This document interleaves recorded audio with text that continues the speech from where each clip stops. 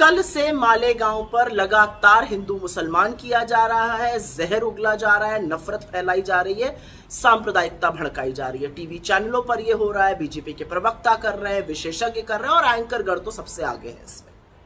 लेकिन इस सब के बीच में कुछ सवाल तो बनते हैं। आखिर अगर सब बेगुनाह हैं तो गुनाहगार कौन है? लाशों ने उठकर तो अपने आप को मारकर फिर लाशें नहीं बन गई होंगी। और अगर सभी बेगुनाह हैं तो जिम्मेदार कौन है उन 6 लोगों की हत्या का जो मालेगांव के ब्लास्ट में हुई?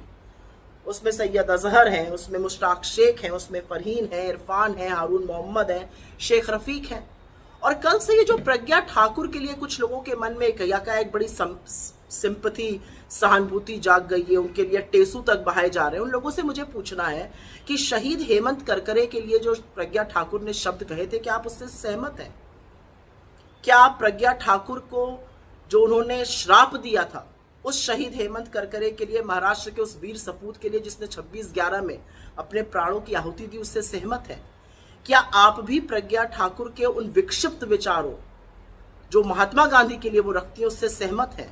क्या आप भी प्रज्ञा ठाकुर की तरह आजाद हिंदुस्तान के सबसे पहले आतंकवादी नाथूराम गोडसे के उपासक हैं, उनको अपना आराध्य मानते हैं? इन बातों का जवाब दीजिए। लेकिन कितनी विडंबना है कि एक दिन पहले गृह मंत्री सदन में कह रहे थे एनआईए का कन्विक्शन रेट 98% है, तो फिर एनआईए मालेगांव में किसी को पकड़ क्यों नहीं पाया?